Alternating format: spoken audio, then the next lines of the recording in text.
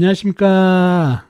여러분께서 소중하게 올려주신 댓글 중에서 사주 공부에 도움이 되는 댓글을 골라 동영상으로 만들어서 설명을 드리는 댓글을 봐도 사주 공부가 됩니다. 7번째 시간입니다. 자, 이번 주에는 어떤 댓글이 올라와서 어떤 동영상을 만들었는지 여러분과 함께 확인해 보도록 하겠습니다. 자, 첫 번째 댓글입니다. 청록당님께서 올려주신 댓글입니다. 화개살은 연지, 일지 기준으로 보는지 아니면 각 지지에 토만 있으면 화개살로 보는지요. 감사합니다. 이런 댓글 주셨는데요. 이런 댓글이 많이 질문을 주십니다. 한번 짚고 넘어가자고요. 자, 화개살은 12신살 중에 하나죠. 그 다음에 12신살은 여러 가지가 있죠. 뭐 반환살도 있고 역마살도 있고 이런 12신살 기준을 먼저 연지 기준으로 찾는 방법과 일지 기준으로 찾는 방법이 있는데 저는 연지 기준으로 적용을 합니다. 12신살은 다른 학파들은 일지 기준으로 하신 분도 있지만 저는 연지 기준으로 한다는 거 아시면 좋겠네요.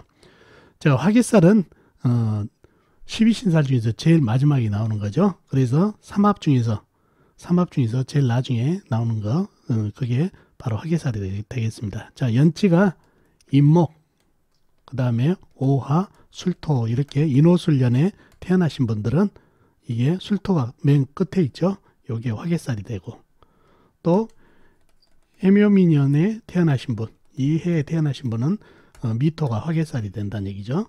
그리고 신자진년에 태어나신 분이 있죠. 년주가. 그럴 때는 진토가 화개살이 되고 그죠? 사유축년에 태어나신 분은 끝에 맨 뒤에 축토가 화개살이 되는 이렇게 해서 화개살이 정해지는데요. 저는 원래 원칙은 이렇게 삼합 중에서 제일 마지막 오행이 화개살이 되지만 저는 사주팔자 흑기운을 모두 화개살로 봅니다. 이게 연지에 있든 월지에 있든 일지에 있든 시지에 있든 어느 지지에 있든 흑기운은 모두 화개살로 봅니다. 그리고 천간에 있는 흑 있죠. 천간에 있는 흑도 저는 화개살로 봅니다. 그래서 진술 충미 있죠. 이게 모두 화개살이 되고 그 다음에 천간에 있는 무토, 기토도 지지에 화개살이 중중하면 천간에 있는 무토, 기토도 화개살로 보고 있습니다. 그러니 화개살은 원래는 연지 기준으로 해서 삼합을 찾아가지고 맨 마지막에 나온 게 화개살이지만은 흑기운, 진술, 충미를 전부 사주 어느 기둥에 있든지 화개살로 본다는 거. 그리고 지지에 화개살이 중중하면 천간에 있는 흑, 무토, 기토도 화개살로 본다는 거 꼭 기억해 두시면 좋겠습니다. 아셨죠? 자, 다음은 IGL님께서 올려주신 댓글입니다. 좋은 강의 감사합니다. A시된 사주에서 부성인묘는 되고 있으나 고신살은 없는데 이는 어떻게 보아야 하나요? 부성인묘와 고신살 중 하나만 있어도 좋지 않은 것인가요? 이런 댓글 주셨는데요. 이거를 부성인묘를 잘못 올리셨죠? 처성인묘를 보시고 댓글을 주셨는데 처성인묘 그 다음에 고신살 이건 모두가 남자한테 해당되는 살이죠. 그래서 IGL님이 부성인묘가 아니라 처성인묘라는 거 정정해 드리고 자, 부성인묘가 됐든 고신살이 됐든 전부 남자에 있으면은 먼저 재성을 쳐다봐야고 재성이 흉하게 잡혀 있으면 부성인묘나 고신살이 있으면은 작용력이 있어가지고 이성 배우자운이 좋지가 않습니다. 남자 사주에. 그런 사주가 됐는데 부성인묘는 있고 고신살은 없다. 이거 상관없죠. 부성인묘만 있어도 작용이 된다는 얘기죠. 그죠? 재성이 부성인묘가 아니라 처성인묘죠. 처성인 재성이 인묘됐으니까 재성이 사주팔자에 좋지 않은 기운을 가지고 있고 재성이 처성인묘가 되어 있으면 좋지 않고 또 고신살이 사주팔자에 있으면서 재성이 좋지 않으면 고신살도 작용력이 있다는 얘기죠. 그래서 각각 하나만 있어도 작용력이 있지만 만약에 두 개가 있다면 두 가지가 다 있다면 더더욱 이성 배우자운이 가중돼서 안 좋다는 얘기죠. 여기에 또 예를 들어서 뭐 혼파살이 있다든가 혼인을 깨진다는 살 더 붙이면은 더더욱 하나 있는 것보다 세 개 있는 게 더 작용력이 많겠죠. 그리고 뭐 간여지동이 있다든가 뭐 이렇게 이성 배우자운을 안 좋게 하는 그 살이 계속 하나만 있는 것보다 두 개, 세 개가 있으면 작용력이 더 강해지겠죠. 그렇다고 해서 하나만 있다고 해서 작용력이 없는 게 아니라 처성인묘나 고신살이나 간여지동이나 모든 게 각각의 살로서 이성 배우자원을 안 좋게 하는 작용력이 있다는 거 꼭 기억해 두시면 되겠습니다. 그래서 2개가 있으면 더더욱 작용력이 크고 3개 있으면 더 크다는 거, 그런 가중치가 있다는 거 기억하시면 좋겠습니다. 아셨죠? 자, 다음 댓글입니다. 남성화라님께서 올려주신 댓글입니다. 선생님 강의 잘 듣고 있습니다. 공부에 도움이 되고요. 궁금한 것이 있어 글을 올립니다. 남성 신해년 임진월 무자일 무엇이 사주인데 진토가 절벅절벅한 흙이라 무토와 함께 많은 물을 막을 수 있나요? 궁금합니다. 이런 댓글을 주셨죠. 사주를 보면서 설명을 드릴게요. 이사주팔자인데요. 신해년 임진월 무자일 무엇이 태어나신 분입니다. 자, 사주를 파악해 보면은 일간이 무토 큰흙 광활한 대지로 태어났죠. 흙의 내편은 같은 흙이나 아니면 불이 내편이 되겠죠. 흙을 먼저 찾아보면은 월지, 그 다음에 시간에 무토, 진토가 있네요.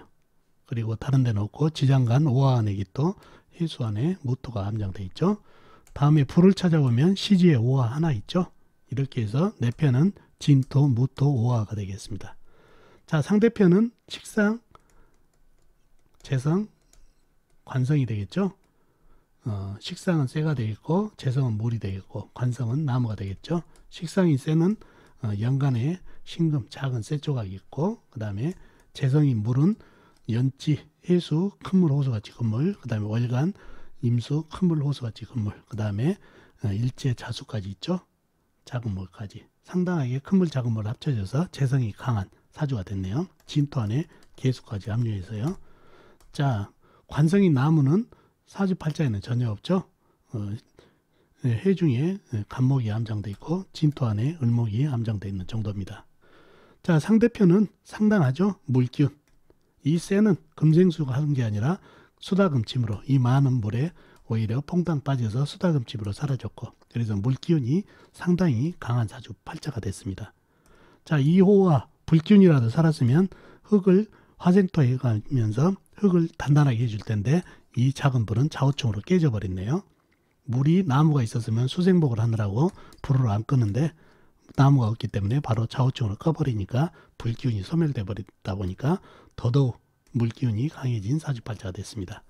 자, 질문은 진토가 이 일간에 있는 무토하고 합해서 이 물을 막을 수 있냐 질문이죠.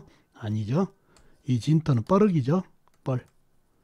절벅절벅한 흙인데 이 많은 물들이 범람하면서 이 진토는 거의 흙탕물이 돼버렸네요. 거의 물하고 같아졌다는 얘기죠. 그래서 막는 게 아니라 오히려 물한테 강해서 힘을 못 쓰네요. 차라리 시간에 있는 무토 큰 흙이 일간하고 같이 힘을 합쳐가지고 물을 막을 수 있는 용신이 되겠네요. 그래서 진토는 막을 수 없고 시간에 있는 무토는 물을 막는 용신이 되겠습니다. 그래서 이사주팔자는 진토는 무늬만 큰 흙이지만은 뻘흙이라 이 많은 물들에 의해서 흙탕물이 되면서 물하고 같이 돼버린 그런 형국이다 보니까 못 막습니다. 아셨죠? 자, 어떻습니까 여러분? 이번 주에도 여러분들이 소중하게 올려주신 댓글을 가지고 동영상으로 만들어 봤습니다. 어떻습니까? 도움이 되셨나요? 도움이 되셨으면 좋겠습니다. 그럼 다음 시간에 뵙도록 하겠습니다. 안녕히 계세요.